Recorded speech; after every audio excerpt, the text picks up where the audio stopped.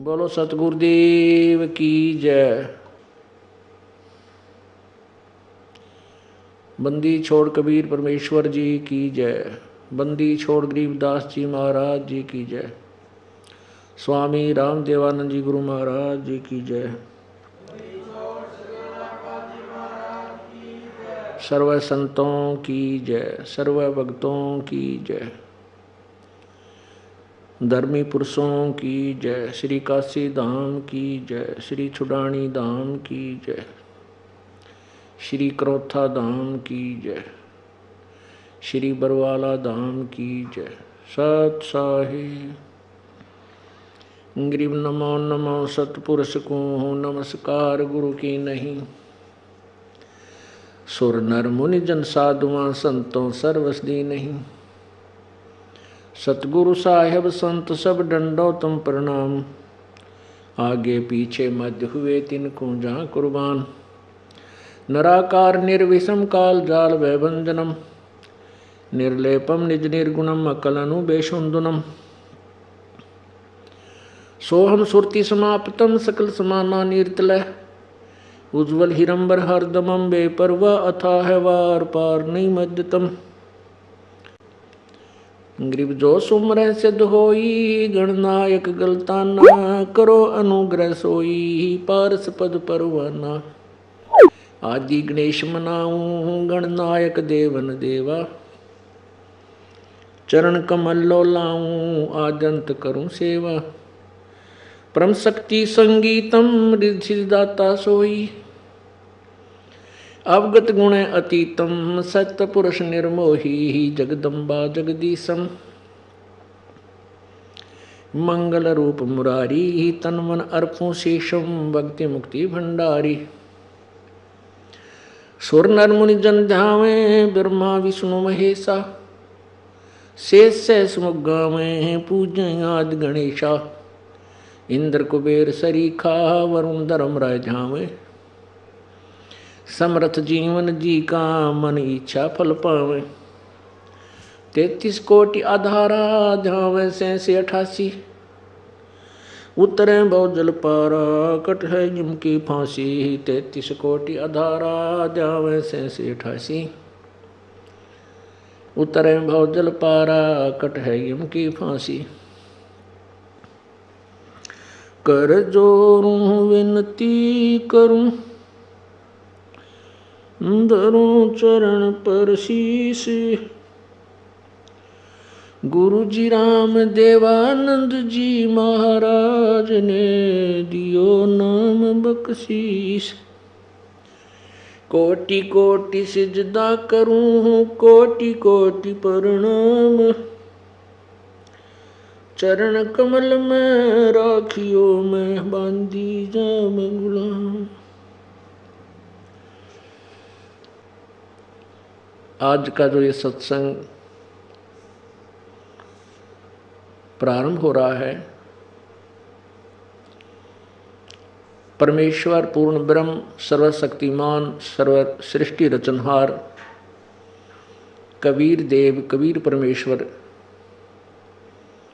के इस भूतल पर आगमन के उपलक्ष्य में ये सत्संग प्रारंभ हुआ।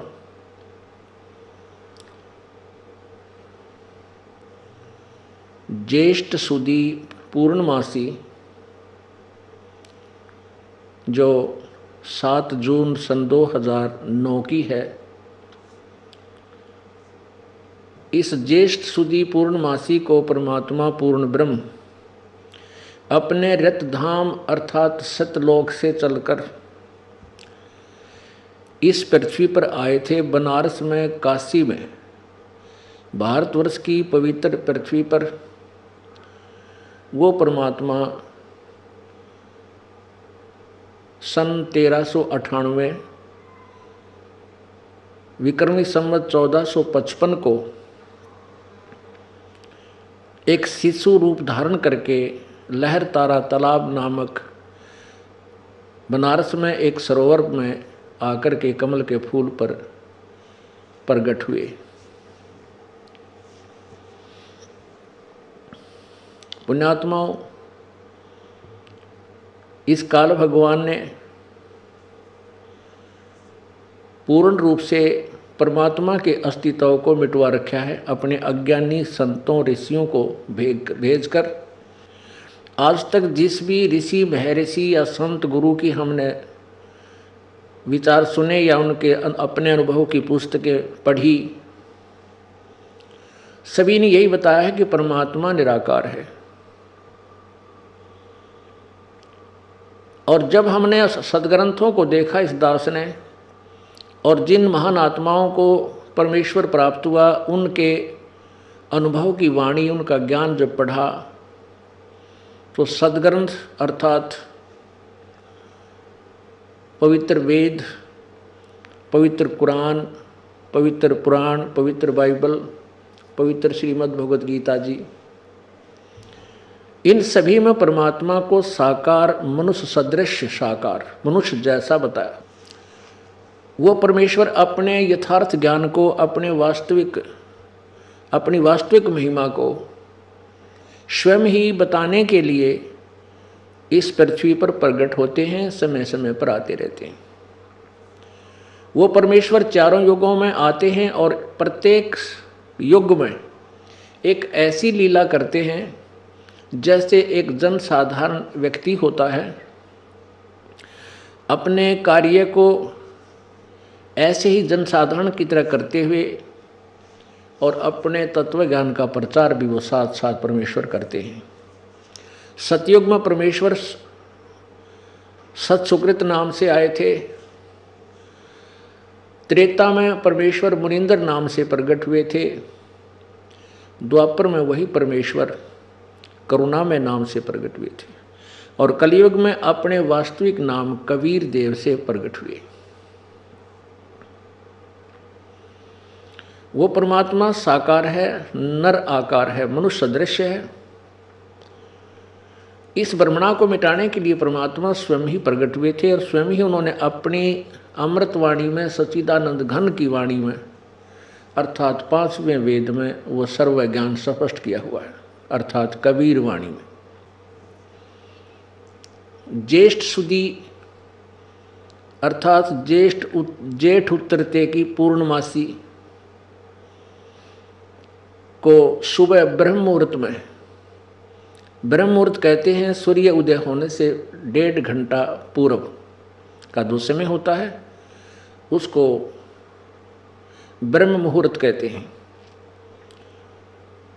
उस समय परमात्मा सतलोक से अपने रत धाम से चलकर आए। जब परमेश्वर अपने सतलोक से चले तो उन्होंने एक शिशु रूप धारण किया और नीचे को आने लगे। उस लहर तारा तालाब बनारस के उस सरोवर पर एक अष्टानंद नाम के ऋषि प्रतिदिन की तरह उस दिन भी स्नान करके अपने ध्यान में संलग्न होने ही वाले थे। अपनी भक्ति साधना जैसी उनके गुरु महर्षि रामानंद जी ने बता रखी थी, उस साधना को करने के लिए तत्पर थे। कभी आंखें बंद कर रहे थे, कभी खोल रहे थे। इतने में क्या देखा कि आकाश से एक प्रकाश का पुंज आया, प्रकाश पुंज, प्रकाश का गोला सा आता हुआ नजर आया। अष्टानंद जी ने उसकी तरफ देखा आंखें खोलकर। वो इतना तेज प्रकाश था कि अष्टानंद ऋषि जी की आंखें चुंधिया गई, एकदम बंद हो गई। जो ही उसकी आंखें बंद हुई तो उसमें क्या देखा, नवजात शिशु यानी बिल्कुल छोटा सा बालक जो उत्पन्न होते ही होता है ऐसा आकार दिखाई दिया। और जो ही उसने फिर आंखें खोली तो क्या देखा कि वो प्रकाश उस लहर तारा तालाब के सरोवर के एक कोने में विकसित कमल के फूल के ऊपर सिमट गया। अब उस अष्टानंद जी को अब भी उसकी आंखों के सामने वो बालक जिधर भी देख रहा है, ऐसे ऊपर भी नीचे भी आंखों के सामने वो नवजात शिशु नजर आ रहा है। जैसे उदाहरण के लिए, जैसे हम सूर्य की तरफ देखते हैं सूर्य का प्रकाश इतना तेज होता है 10-11 बजे के बाद कि हमारी आंखें उसको सहन नहीं करती। और आंखें जब सूर्य की से हटाते हैं, आंखें बंद करें या खुली रखें, तो अंदर से क्या देखते हैं कि सूर्य का आकार गोल आकार, प्रकाश नहीं दिखता, उसका आकार दिखाई देता है। और वो आंखों के सामने सूर्य का आकार बहुत समय तक बना रहता है। जिधर भी देखते हैं वो सूर्य का आकार प्रकाश रहित सामने नजर आता रहता है। ऐसी दशा अष्टानंद ऋषि जी की हो गई। ऊपर जब प्रकाश पुंज आ रहा था वो बहुत तेज था, उसकी आंखों ने देखा अवश्य, लेकिन सहन नहीं कर सकी, बंद होगी। बंद होने के बाद क्या देखा कि उसमें तो बालक था, और उस बालक का इतना तेज था वो। और फिर उस परमात्मा ने अपने तेज को समेटकर एक बालक ही रूप रख लिया और कमल के फूल पर बैठ गया, विराजमान हो गए प्रभु। अंधेरे के समय, क्योंकि सूर्योदय होने से पहले 1.5 घंटा पहले अंधेरा होता है, अंधेरे के कारण अष्टानंद जी उसे नहीं देख सके। अब अष्टानंद जी ने सोचा कि ये मेरी भक्ति की उपलब्धि है या मेरी कोई भ्रमणा है। इसका निवारण अपने पूज्य गुरुदेव महर्षि रामानंद जी से इसका निर्णय करवाऊंगा, उनसे अपनी शंका का समाधान करवाऊंगा।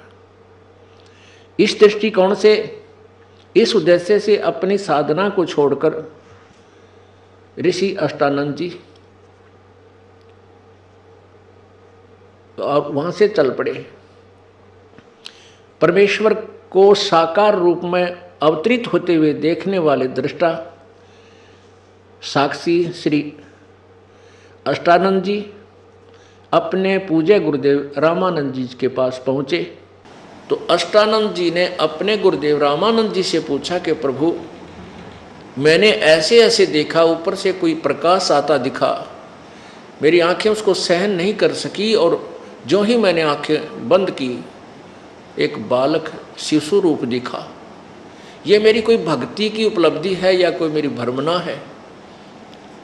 तब रामानंद जी ने, जैसा उसको स्वामी जी को ज्ञान था, ऋषि अष्टानंद जी अपने शिष्य का समाधान करते हुए कहा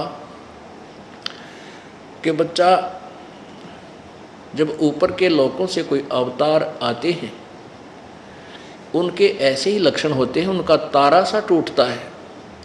अब वो किसी माँ के गर्भ में जन्म लेंगे और यहाँ आसपास अपनी कोई लीला करेंगे।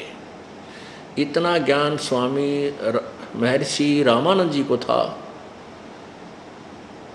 कि माँ के बिना कोई उत्पन्न नहीं होता, क्योंकि वो स्वामी रामानंद जी जो थे श्री कृष्ण अर्थात विष्णु के कट्टर उपासक थे, और विष्णु जी उर्फ श्री कृष्ण और श्री राम जी, ये भी माँ से ही जन्म हुआ इनका भी, ये भी माँ से ही उत्पन्न हुए। इसलिए ये भगवानों को भी माता के द्वारा ही, माता के गर्भ से ही उत्पन्न होने वाले मानते हैं। और जबकि वेद बताते हैं, यजुर्वेद अध्याय नंबर 40 के मंत्र नंबर 8 में परमात्मा कबीर मनीषी परिभू स्वयंभू शुक्रम अकायम ऐसनाविरम, शुक्रम अकायम ऐसनाविरम। शुक्र माने शुक्रम यानी माता पिता के योग से बना हुआ, के शरीर से के बिना। अब शुक्र माने वीर्य, शुक्रम अकायम यानी शुक्र से बना हुआ उसका शरीर नहीं है परमात्मा का। ऐसनाविरम वो नाड़ी रहित है। और फिर वो कबीर मनीषी परिभू स्वयंभू व्यवधाता।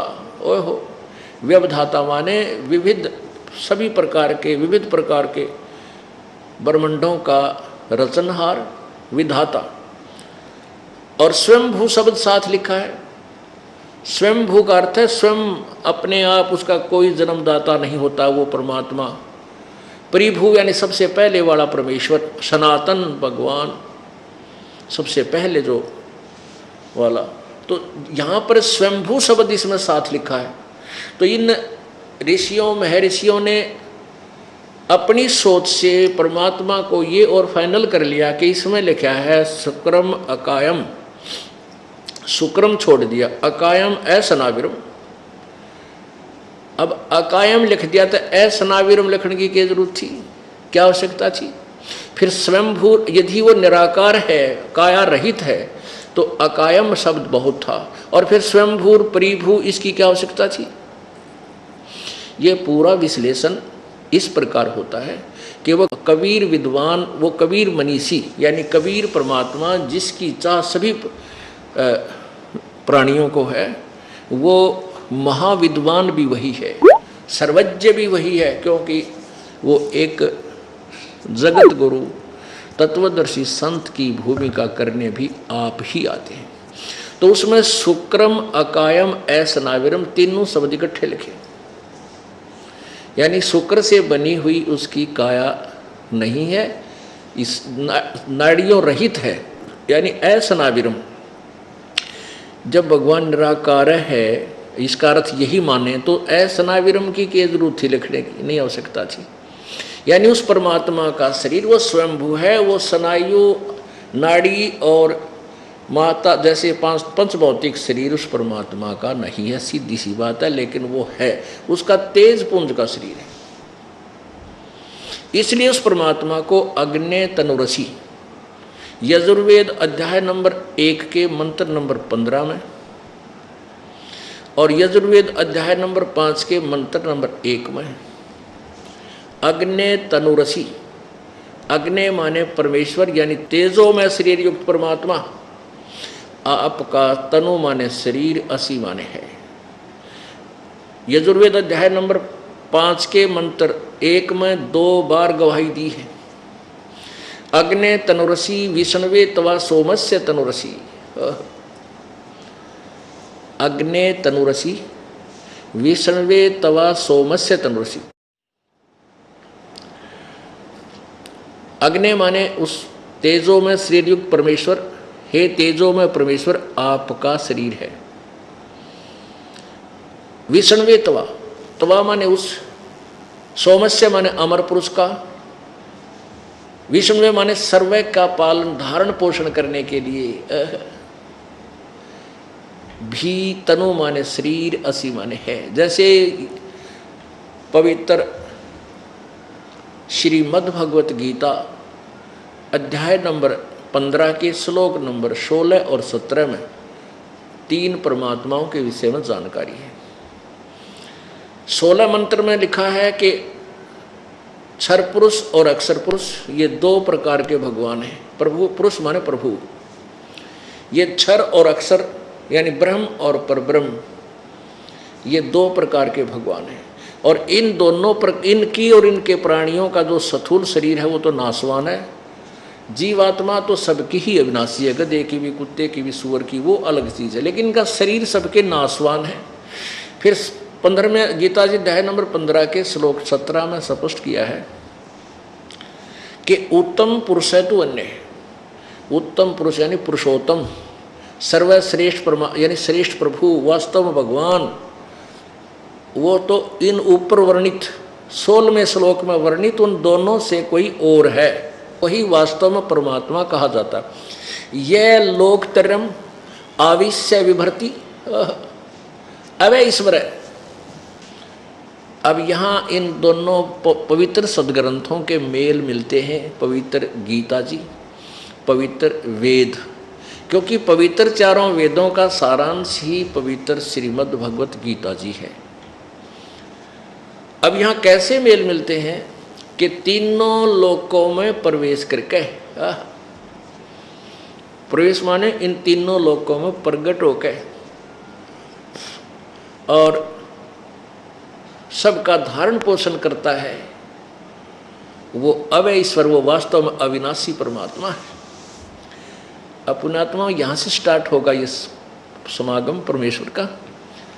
अभी तक तो हमने जो भी कोई कह दे था, कोई संत वक्ता जो है प्रचारक भगवान की कोई कथा सुना दे था, हमने बड़ी अच्छी लग गया करती, क्योंकि हमें चाह थी उस भगवान की।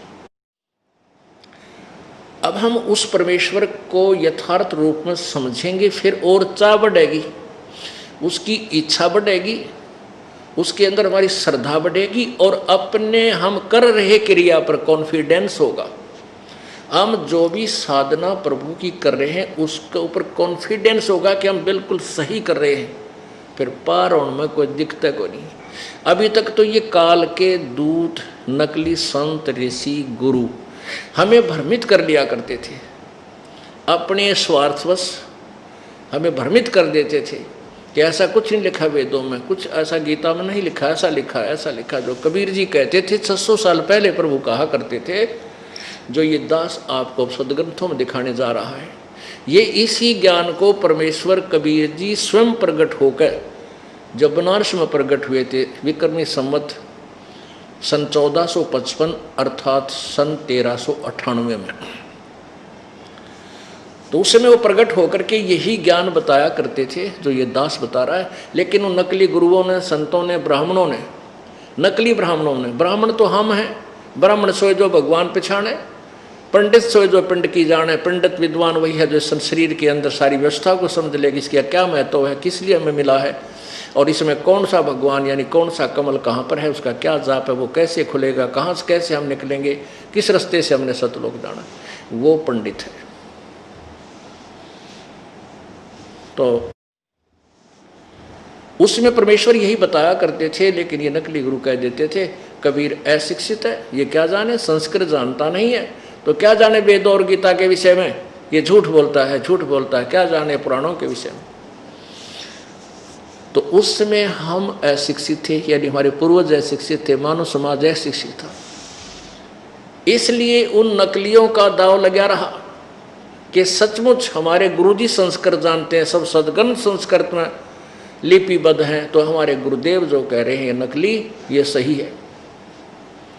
और परमात्मा के उस यथार्थ ज्ञान को रिजेक्ट कर दिया, कूड़े में डाल रखा था।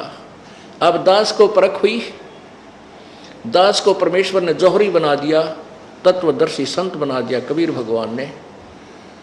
अब इस दास ने उस लाल को पहचाना और डंडोरा पीटा कि तुमने जो साधनाएं आप कर रहे हो, जो ज्ञान तुम्हें ग्रहण है, ये बिल्कुल व्यर्थ है, शास्त्र के विरुद्ध है।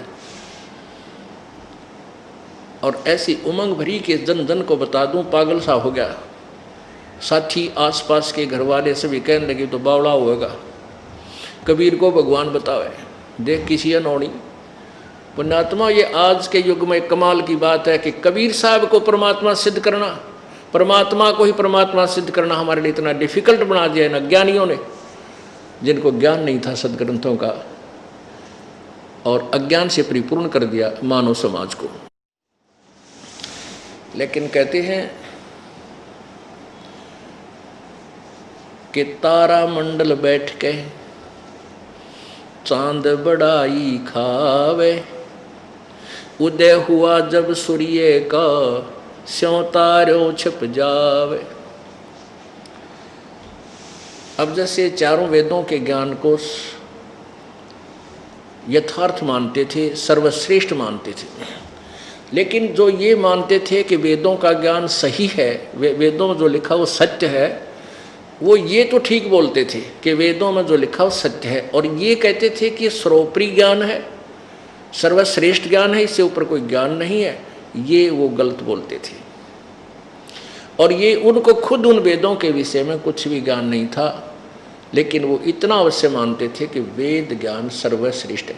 अब इन चारों वेदों का ज्ञान श्रेष्ठ तो है, लेकिन सर्वश्रेष्ठ नहीं है। वो पांचवा वेद जो है उसमें वो ज्ञान सर्वश्रेष्ठ है, जिसको तत्व ज्ञान बोलते हैं।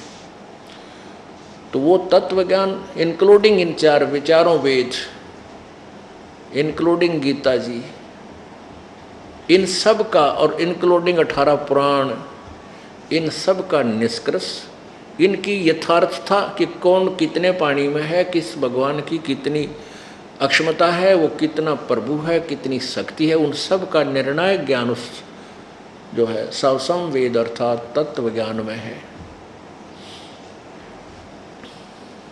जो दास आपको अब सुना रहा है, जो परमेश्वर ने 600 वर्ष पहले स्वयं ही एक तत्वदर्शी संत की भूमिका करके आपको समझाया था।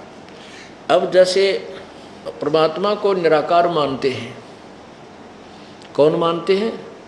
जिनको परमात्मा का साक्षात्कार नहीं हुआ, जिन्होंने प्रभु को कभी देखा नहीं, जिनका परमात्मा से साक्षात्कार हुआ, जिन्होंने परमात्मा को प्रत्यक्ष देखा, उन्होंने साकार बताया, नर आकार बताया, मनुष्य जैसा बताया। और यही प्रमाण हमारे सदग्रंथ देते हैं, पवित्र बाइबल, पवित्र कुरान शरीफ, पवित्र चारों वेद और पवित्र सबसम वेद, यानी कबीर परमेश्वर द्वारा दिया गया यथार्थ ज्ञान। गीता जी अध्याय नंबर 4 के श्लोक 25 से लेकर 30 तक ये बताया गया है कि कोई तो साधना ऐसी करता है, कोई ऐसे करता है, कोई ऊपर न पैर करके नीचे न सिर करके, कोई योग अभ्यास से, कोई केवल जीव हिंसा ना करके, कोई देवता पूज के, कोई व्रत रख के, कोई कठिन तप करके इन साधनाओं को करते हैं और अपनी साधनाओं को ये पाप नाशक जानकर करते हैं कि ये हमारे पाप नाश करेंगी। उसके विषय में चौथे अध्याय के ही 32वें श्लोक में कहा है कि इस प्रकार से के बहुत से विस्तार से इस प्रकार के अनुष्ठान, कौन सी साधना ठीक है, उस ब्रह्मणे मुखे माने उस पूर्ण परमात्मा सच्चिदानंद घन परमेश्वर के मुखे माने मुखारविंद से उच्चरित वाणी, उनके द्वारा दिए गए उस तत्व ज्ञान में विद्यमान में विस्तार से कहे गए हैं। फिर चौथे अध्याय के 34वें श्लोक में कहा है कि उस तत्व ज्ञान को जो गीता से अलग है, गीता में जो ज्ञान दिया जा रहा है उनसे भिन्न है वो कोई ज्ञान जो पूर्ण परमात्मा के, क्योंकि गीता ज्ञानदाता कह रहा है कि वो ब्रह्मणे मुखे, वो पूर्ण परमात्मा के मुख्य ज्ञान में सच्चिदानंद घन की वाणी में विस्तार से कहा गया उस तत्व ज्ञान को तू, चौथे अध्याय के 34वें श्लोक, किसी तत्वदर्शी संत के पास जाकर समझ, तत्वदर्शी संतों के पास जाकर समझ, उनको दंडवत प्रणाम करने से, कपट छोड़कर उनकी सेवा करने से वह तत्वदर्शी संत तुझे उस तत्व ज्ञान का उपदेश करेंगे। तो पुण्यात्माओं, वो जो सबसम वेद है उसमें वो यथार्थ ज्ञान भरा हुआ है और उसी का समर्थन जो परमेश्वर ने अपने सिंपल लैंग्वेज में उस क्या रहा, इस तत्व ज्ञान को रिजेक्ट करने का मुख्य कारण क्या रहा कि परमेश्वर ने वो ज्ञान एक सिंपल लैंग्वेज में लिखवाया। कबीर वाणी, लोकोक्तियों के माध्यम से, श्लोकों के माध्यम से, कविताओं के माध्यम से परमात्मा ने उच्चारण किया। अब पुण्यात्माओं,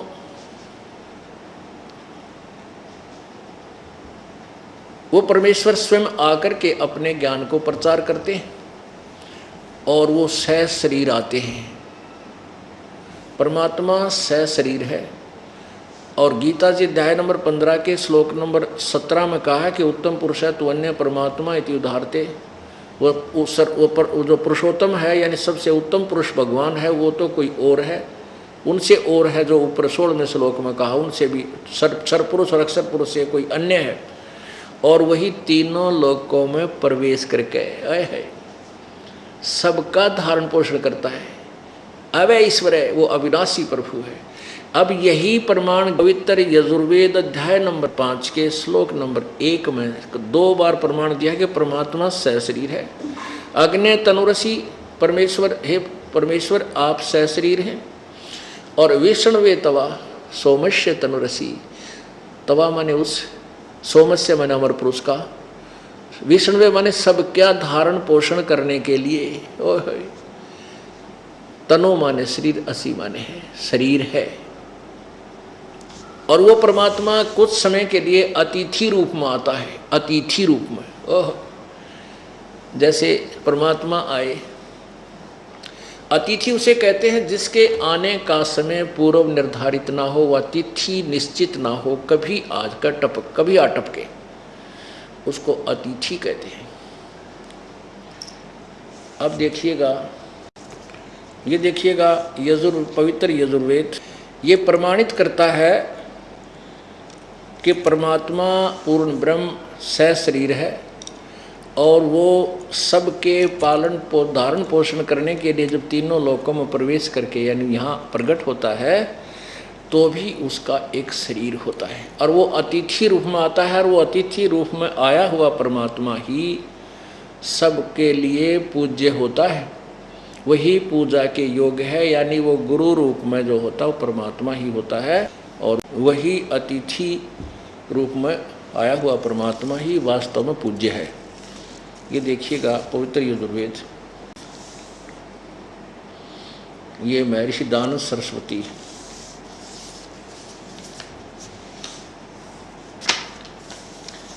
ये देखिएगा महर्षि दानव सरस्वती द्वारा इसका अनुवाद है। प्रकाशक है सार्वदेशी कार्य प्रतिनिधि सभा 2/5 महर्षि दानव भवन रामलीला मैदान नई दिल्ली। यजुर्वेद आर्य भाषा भाष्य संपूर्ण 40 अध्याय महर्षि दानव सरस्वती कृत, महर्षि दानव के द्वारा इसका अनुवाद किया। यहाँ देखिए 5वां अध्याय आरंभ। इसमें प्रथम मंत्र में लिखा है अग्ने तनुरसी विष्णुवे तवा सोमस्य तनुरसी। कितना स्पष्ट है। विष्णुवे तवा अतिथ्ये राति अतिथमसी विष्णुवे तवा शयनाय तवा सोम भरते विष्णुवे तवा अग्ने तवा राय पोषदे विष्णुवे तवा। अब इसमें स्वामी जी ने अपनी उस अज्ञान सोच को ऊपर रखने के लिए वेदों के ज्ञान का डंगा कर दिया। क्या लिखा है, हे मनुष्यों तुम लोग जैसे मैं जो हवि अग्नि का अर्थ कर दिया बिजली प्रसिद्ध रूप अग्नि के तनु शरीर के समान है। अब स्वामी जी तनु माने शरीर लिखते हैं, असी माने है, ठीक हो गया। और अग्नि पर रह गया रोड़ा, अग्नि पर वो छेड़ा रह गया कि अग्नि माने क्या हो सकता है। इसके लिए इन्हीं के कर कमलों द्वारा लिखी गई टिप्पणी आपको दिखाते हैं कि अग्नि माने परमेश्वर होता है।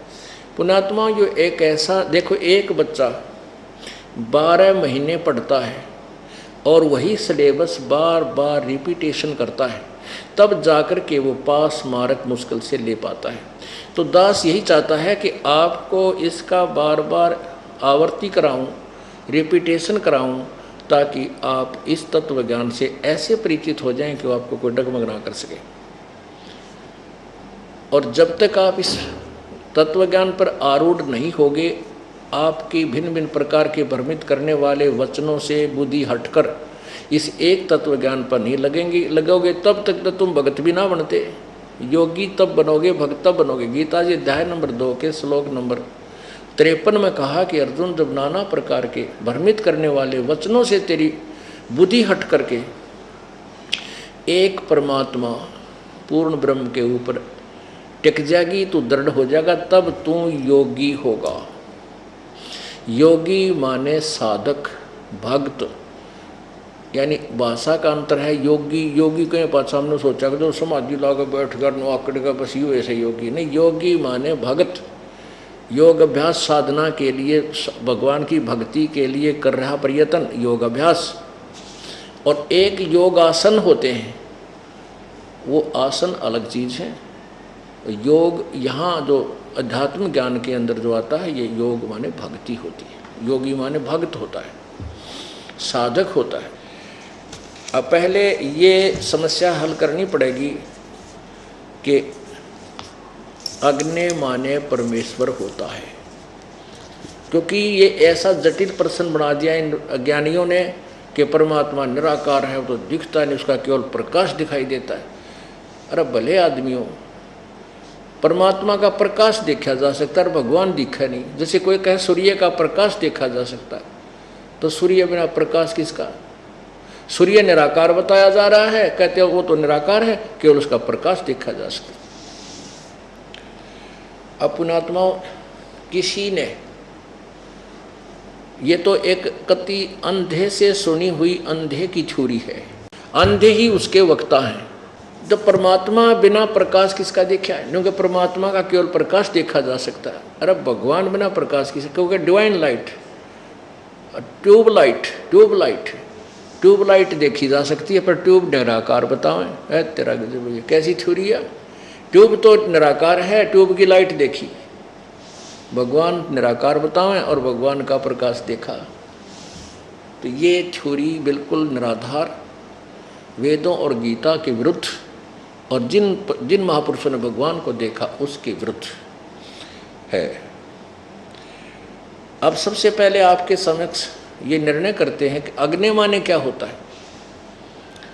अब जैसे महर्षि दानंद जी ने यहाँ पर अग्नि का अर्थ बिजली, प्रसिद्ध रूप, हे लोगों, जैसे मैं हवि पता नहीं क्या का क्या बना के, और इससे यथार्थ ज्ञान, वेद के ज्ञान को अड़ंगा कर दिया, केवल इसलिए कि उनको कोई परमात्मा का साक्षात्कार नहीं हुआ था, और वो भगवान को दंत कथा के आधार पर, सुनी सुनाई लोकवेद के आधार पर निराकार ही कहा करते थे।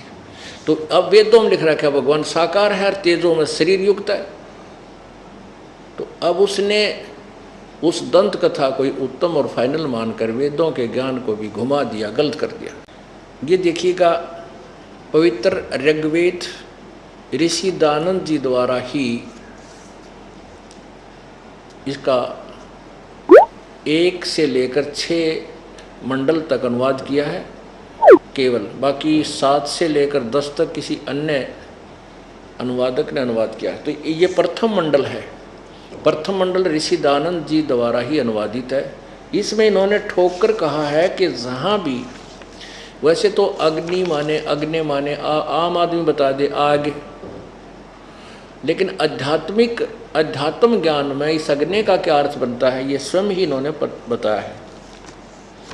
ये देखो, ये है ऋग्वेद प्रथम मंडल महर्षि दानंद सरस्वती कृत। ये कहाँ से प्रकाशित है?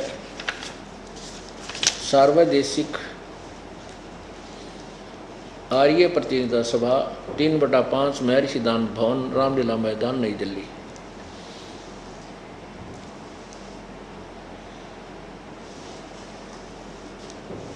ये यहाँ से प्रकाशित छपा है। ये देखो, इसके प्रथम ऋग्वेद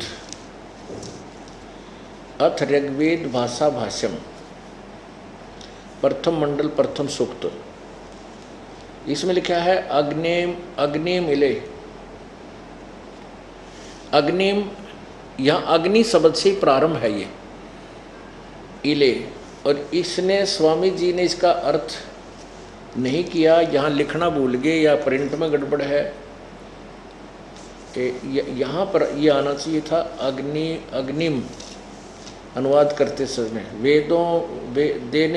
देवम देने तथा पदार्थों के प्रकाश करने वाले परमेश्वर, अग्नि माने परमेश्वर, यहाँ शब्द आना चाहिए थे, लेकिन प्रिंट ही भूल रहे हैं। ये 150 वर्ष से ने ठप्पे लांदे आ रहे, न देखा भी कोई, ना इसमें क्या, फिर या करके इन्होंने फिर अग्नि भी शब्द का अर्थ किया है।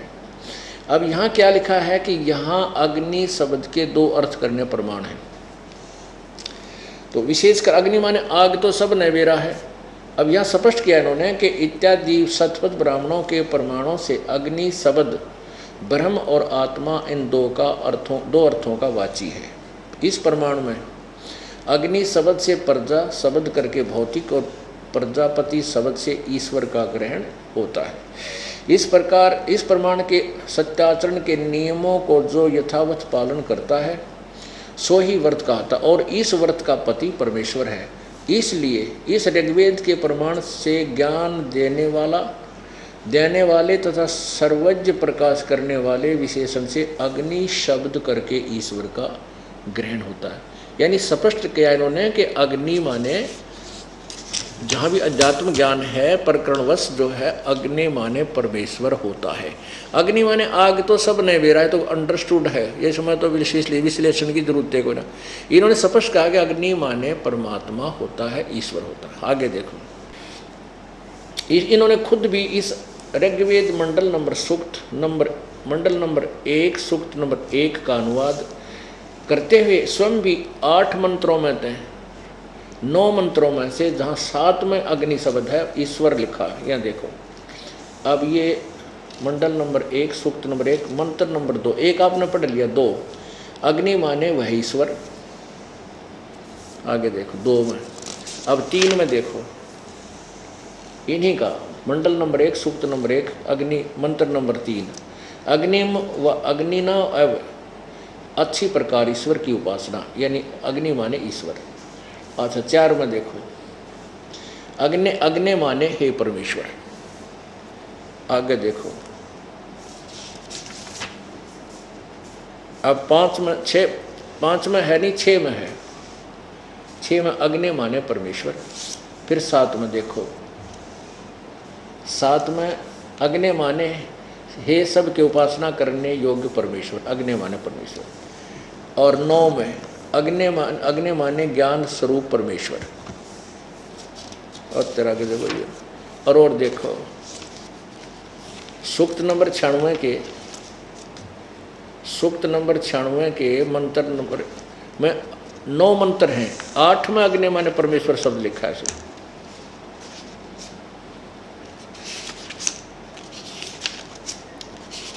ये देखो ये है ऋग्वेद मंडल नंबर 9, सूक्त 96 का। ये प्रश्न मंत्र नंबर 1 अग्नि माने परमेश्वर, अग्नि माने परमेश्वर।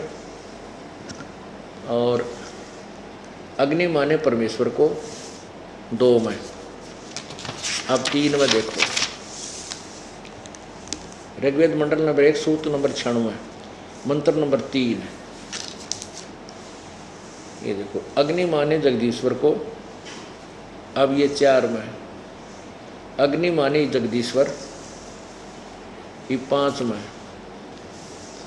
अग्नि माने परमेश्वर। 6 में अग्नि माने परमेश्वर को। 7 में अग्नि माने जगदीश्वर को। 8 में नहीं है, फिर 9 में। 8 में अग्नि शब्द ही नहीं है। 9 में अग्नि माने समस्त मंगल प्रकट करने वाले परमेश्वर। अब पुण्यात्माओं, अब यहाँ अग्नि अग्नि तनुरसी, और यहाँ लिख देता भगवान परमेश्वर से परमेश्वर शब्द लिख दे, बात खत्म हो जाती। तनु माने शरीर अपने आप लिख रहे हैं स्वामी जी, और असी माने है। इसको तो 6ठी कक्षा का बालक भी समझ जाएगा इस ज्ञान को, क्योंकि भाषा का काम अपने अपने ज्ञान को दूसरे तक पहुंचाना है। चाहे वह संस्कृत है, चाहे अपनी लोकल लैंग्वेज है, चाहे इंग्लिश है, चाहे पंजाबी, बंगाली, किसी भी मराठी, किसी भाषा में हम बोलते, लेकिन ज्ञान ये हो जो सदग्रंथ बताते हैं, तो उस भाषा का योगदान इतना ही है। अब देखिएगा और देखो प्रमाण का पूरा रूप से देखें। अब और देखिएगा इन्हीं आर्य समाज के आचार्यों द्वारा अनुवादित और महर्षि दयानंद द्वारा दिए गए दिशा निर्देश के आधार पर श्याम वेद का अनुवाद जो उन्होंने सही किया है। ये देखिएगा यजुर्वेद और साम वेद ये इकट्ठे ही जल्द किया है। यजुर्वेद तो स्वामी दयानंद जी द्वारा लिखा है, जो का त्यों है, केवल इसका प्रारूप थोड़ा लंबी साइज में छपा दिया। श्याम वेद स्वामी जी का खुद का किया हुआ। ये देखिएगा ये किसका अनुवाद है।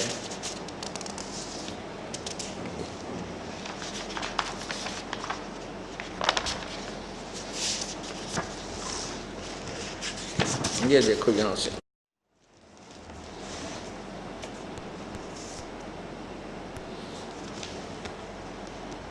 प्रकाश प्रधान कार्यालय दान संस्थान वेद मंदिर महात्मा वेद भिक्षु सेवा आश्रम मुखमेलपुर दिल्ली। दान संस्थान नई दिल्ली का प्रकाशन। प्रकाशक है पंडिता राकेश रानी, अध्यक्ष दान संस्थान 2286 आर्य समाज मार्ग करोल बाग नई दिल्ली का। अब इसमें देखिएगा श्याम वेद, ये देखिएगा साम वेद, ये सामवेद भाषा भाष्यम पूर्वार्चिक यानी पहले वाला पर प्रथम कांड। इसमें अध्याय नंबर प्रथमोध्याय है। अब देखो यहाँ से मंत्र नंबर 1 में अग्नि माने हे ईश्वर, अग्नि माने हे परमेश्वर, अग्नि माने ईश्वर को, अग्नि माने परमेश्वर को, अग्नि माने हे ईश्वर, अग्नि माने हे ईश्वर, अग्नि माने हे परमेश्वर,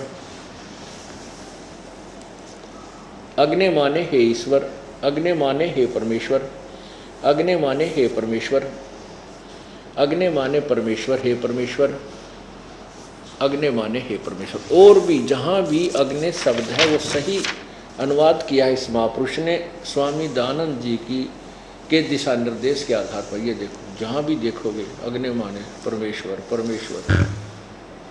अब पुण्य आत्माओं, अब जहाँ स्वामी जी की वह अज्ञान थ्योरी फेल हुई थी कि परमात्मा निराकार है, वेद ही फेल कर रहे थे, वहाँ गोबर कर दिया इस ज्ञान का, वेद ज्ञान को अपने अर्थों का भी अनर्थ कर डाला। यहाँ देखिए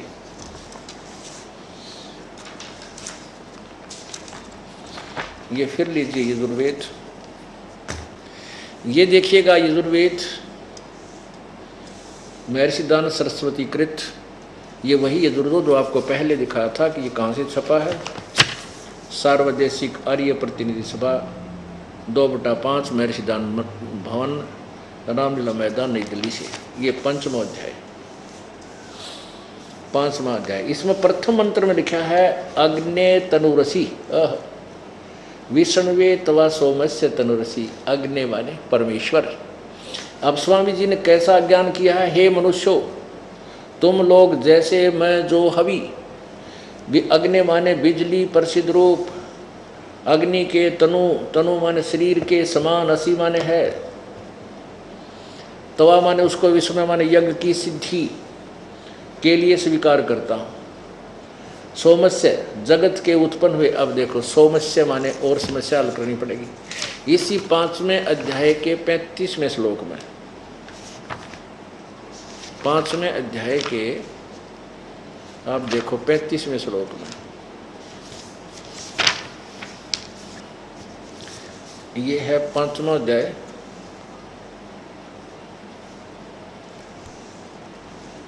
पंचमों अध्याय यजुर्वेद भाषा भाषा। ये 35वां मंत्र है। सोम माने ऐश्वर्य देने वाले परमेश्वर जगदीश्वर और सोम। अब यहाँ आ जाइए फिर सोमस्य, संस्कृत में सोमस्य, सोमस्य माने अमर पुरुष का, सोमस्य।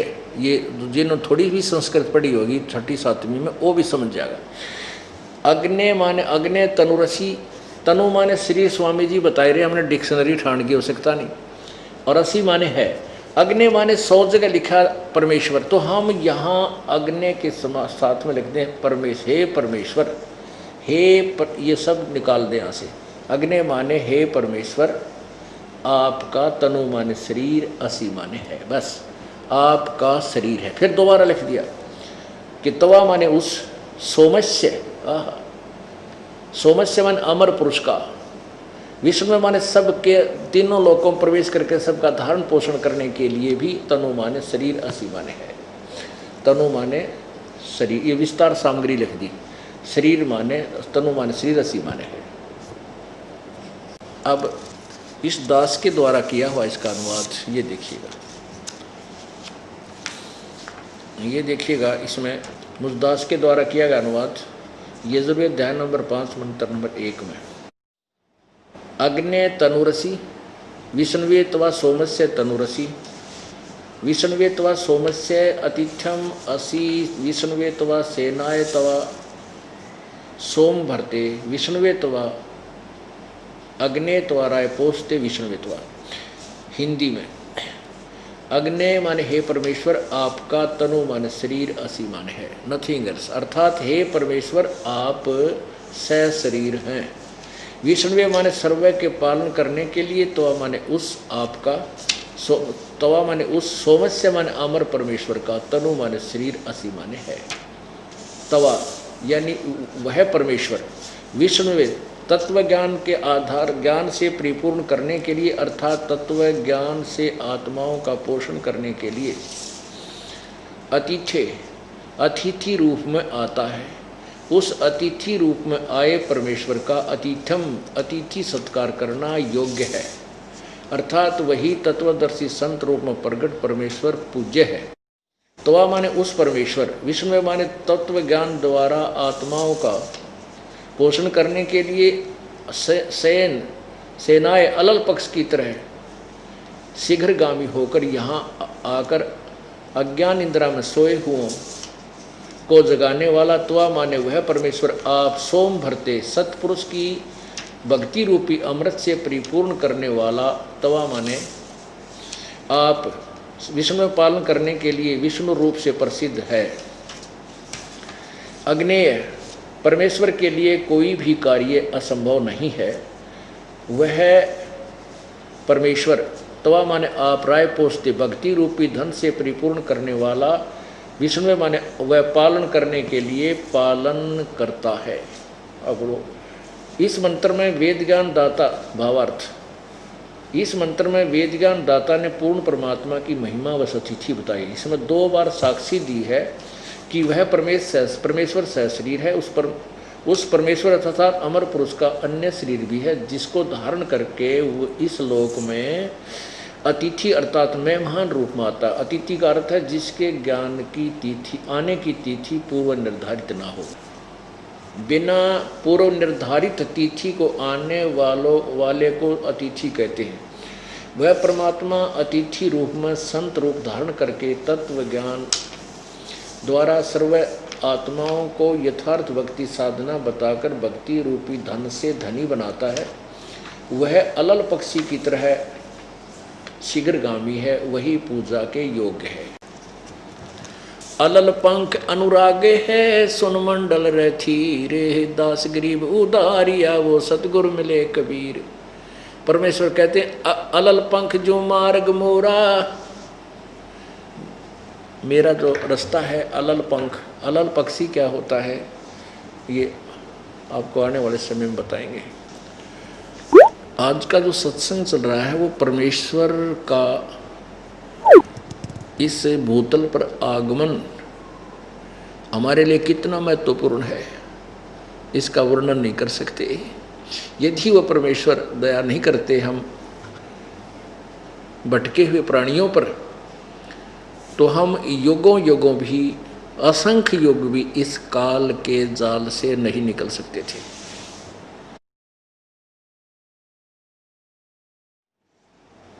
उस परमेश्वर ने दया करी।